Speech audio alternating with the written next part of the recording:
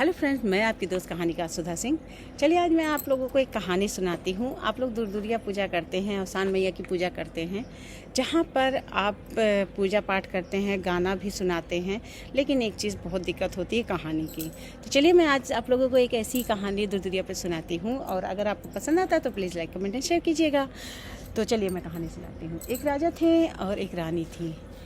तो राजा अपनी रानी से बहुत प्रेम करते थे, यहाँ तक कि अगर उनकी रानी को कुछ भी हो जाता था, थोड़ा सा भी चोट लग जाती थी, तो राजा को बहुत दर्द होता था। एक दिन रानी ने अपना पूरा साजो श्रृंगार किया तो उन्हें सोने के गहने गढ़ से रहे थे। तो उन्होंने राजा से कहा कि राजा साहब, पता नहीं क्यों मुझे गहने गढ़ रहे, जबकि इतने दिनों से मुझे गहने गढ़े ही नहीं। तो इस पर राजा ने कहा कि हो सकता है कोई दिक्कत हो, तो एक काम करो कि कल मैं माली से कह दूंगा, वो फूलों के जेवर तुम्हें बना के ला के देगा और तुम फूलों के जेवर पहनना। तो इस पर रानी कहती है ठीक है।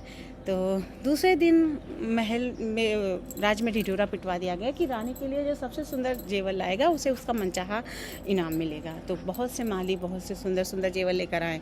रानी ने उन जेवरों को लिया और पहना, लेकिन ये क्या, रानी को फिर वो जेवर करने लगे। तो इस पर रानी बहुत परेशान हुई। उन्होंने कहा कि राजा साहब, मुझे फिर ये जेवर कर रहे हैं, आखिर फूल तो कितने मुलायम होते हैं, और फूल इतने मुलायम होते हैं तो जेवर कैसे मुझे गढ़ रहे हैं। तो राजा ने कहा कि होगी कोई परेशानी, और क्यों ऐसे परेशान हो, चलो मैं जो है जोशियों को बुलाता हूँ, आखिर क्या बात है, क्यों आपको जेवर हर चीज़ गढ़ रहा है। तो जोशी बुलाए गए राज में। तो जोशियों ने सब कुछ देखा तो उन्होंने कहा कि ये रानी के ऊपर कोई बहुत बड़ी विपत आने वाली है, इस वजह से उन्हें फूल भी चुभ रहे हैं। तो राजा इससे बहुत परेशान हो जाते हैं। कहते हैं रानी को अगर थोड़ा सा दुख होता है तो मैं बहुत मुझसे बर्दाश्त नहीं होता है, और आज रानी के ऊपर इतना बड़ा दर्द आने वाला है तो मैं कैसे उसको बर्दाश्त कर पाऊँगा। तो इस पर वो अपने मंत्रियों से सबसे सलाह मशवरा करते हैं। तो कहते हैं कि जो है अच्छा ठीक है, मैं रानी को एक बक्से में बंद करके उनकी ज़रूरत की सारी चीज़ें रख के उन्हें मैं नदी में बहा देता हूँ, क्योंकि जब मैं उन्हें देखूँगा नहीं तब मुझे दर्द नहीं होगा, और रानी हो सकता है मुझसे दूर रहें, तो इस वजह से वो भी सही रहें। ये सोचते हैं, उन्होंने रानी से कहा। तो रानी भी सोचती हैं सही बात है, अगर मुझे दुख होगा तो मुझसे ज़्यादा तो राजा को तकलीफ़ होगी, तो इससे अच्छा मैं उनसे दूर ही चली जाऊँ। रानी कहती हैं ठीक है। तो राजा साहब क्या करते हैं, रानी को एक बक्से में करते हैं और वहाँ पर उसमें खाने पीने का, उनकी ज़रूरत की सारी चीज़ें उसमें रख देते हैं। अब क्या होता है कि उनको वो नदी में डाल देते हैं। नदी में तैरता हुआ बक्सा कहीं दूर जाके निकल जाता है, जहाँ पर कुछ मछुआरे बैठकर मछली मार रहे थे। जब वो बक्से को देखते हैं, इतना खूबसूरत बक्सा, इतना सुंदर बक्सा आ रहा है, तो वो मोहित हो जाते हैं उस बक्से पर और उसको अपने पास लाते हैं कि हाँ देखें क्या है आखिर इस बक्से में। तो जब वो उसको लाते हैं तो देखते हैं उस बक्से के अंदर एक खूबसूरत सी कन्या बैठी हुई है और उसमें सामान रखा हुआ है। तो ये देखकर मछुआरे समझ जाते हैं कि ये ज़रूर कुछ ना कुछ किसी देश की राजकुमारी या रानी है। तो जब वो उनसे पूछते हैं तो वो बताती हैं कि मैं यहाँ की रानी हूँ।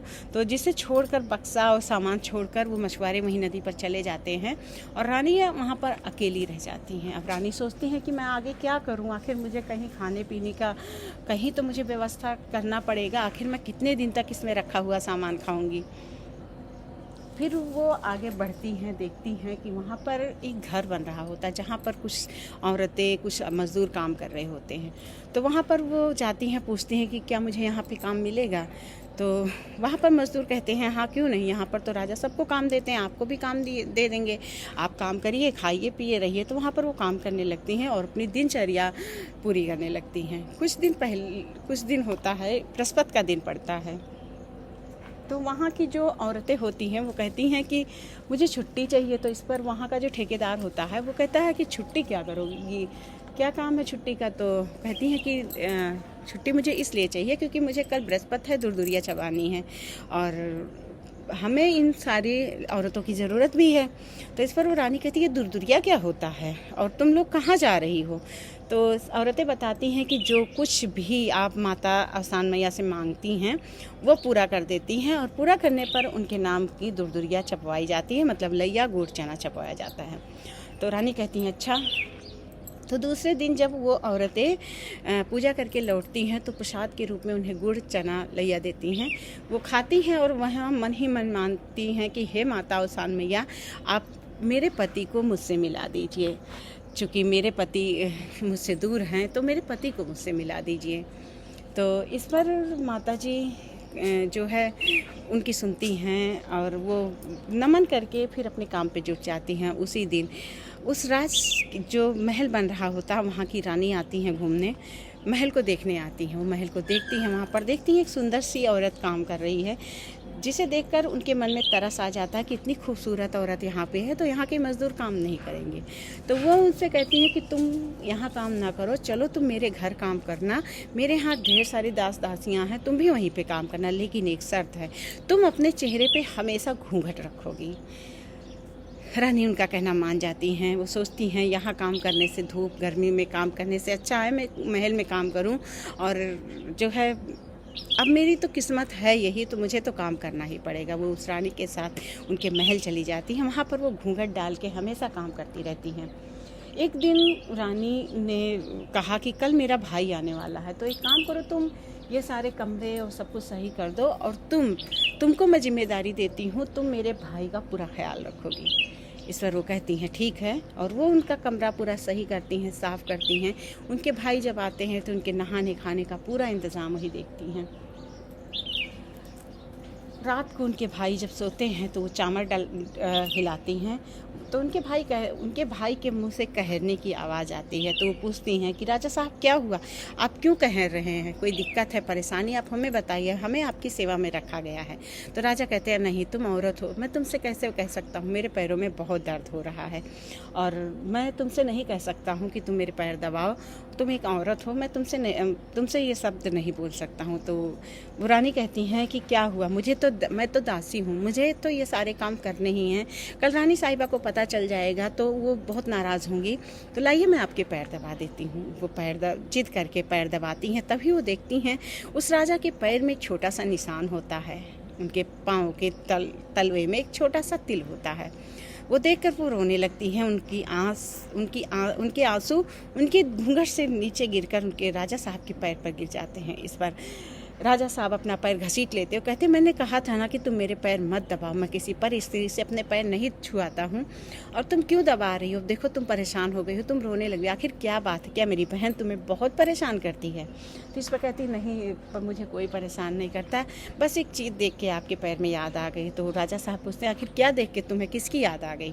तो इस पर वो कहती हैं कि आपके पैर में जो तिल है, ऐसे ही तिल मेरे पति मेरे राजा के पैरों में था। तो वो कहते हैं, राजा साहब जब ये सुनते हैं तो कहते हैं तो फिर तुम रो क्यों रही हो, तुम्हारे पति तो तुम्हारे साथ रहते हैं। तो उन्होंने कहा नहीं, मेरे पति मेरा दर्द नहीं बर्दाश्त कर सकते थे, इसलिए मुझे बक्से में बैठा कर मुझे बाहर बहा दिया था। तो वो पूरी कहानी बताती हैं। ये सुनकर राजा की आंखों से झरझर आंसू गिरने लगते हैं। वो उससे कहते तुम अपना घूंघट उठाओ। तो इस पर रानी कहती है नहीं, मैं घूंघट नहीं उठा सकती, क्योंकि मुझे आदेश है कि मैं घूंघट नहीं उठा सकती। तो इस पर राजा कहते हैं उस आदेश को मैं अपनी बहन से कुछ नहीं कहूँगा, बस तुम एक काम करो, अपना घूंघट उठाओ। जैसे ही वो घूंघट उठाती हैं, वो देखती हैं कि वो उनके ही राजा साहब रहते हैं, और राजा साहब देखते हैं कि वो उनकी ही रानी रहती हैं। तो यहाँ पर वो बहुत खुश होते हैं और अपनी बहन से ले जाकर उन्हें मिलाते हैं। तो उनकी बहन भी उनसे माफ़ी मांगती है। वो कहती हैं कि भाभी, मैं आपको नहीं पहचान रही थी, मैं जब से आपकी शादी हुई तब से मैं अपने मायके नहीं आई हूँ, और मैंने आपको नहीं देखा, मैं नहीं आपको पहचान पा रही थी, तो इसके लिए मुझे माफ़ कर दो। तो वो अपनी नंद को गले लगा लेती हैं और कहती हैं दीदी, इसमें आपकी कोई गलती नहीं है, ये तो माता रानी की कृपा है, माता औसान मैया की कृपा है कि मैं आपसे मिली, वरना मुझे मेरे राजा जी कभी ना मिलते। तो माता रानी ने जैसे उन्हें मिलाया, और जब वो मिली तो उन्होंने अपनी पूरी कहानी बताई कि मैंने ऐसे औसान मैया को माना था, उसी के एक हफ्ते के अंदर मुझे राजा जी मिल गए।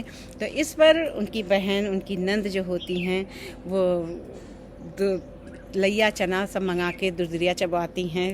राजमहल में जितनी भी दासियां होती हैं सबको बुलाकर सब पूरा पूजा पाठ कराती हैं, और राजा अपनी रानी को लेकर अपने महल वापस लौट जाते हैं। तो फ्रेंड्स, कैसे लगी ये कहानी औसान मैया की, और अगर आप लोगों को पसंद आ रही है कहानी तो please like comment and share कीजिएगा, प्लीज़ प्लीज़ प्लीज़। और ये यहाँ पे लाइक का बटन दबाइएगा, नीचे जाइएगा, कमेंट कीजिएगा और मेरी कहानी को ढेर सारा प्यार दीजिएगा। तब तक के लिए मैं फिर मिलती हूँ, तब तक के लिए बाय बाय।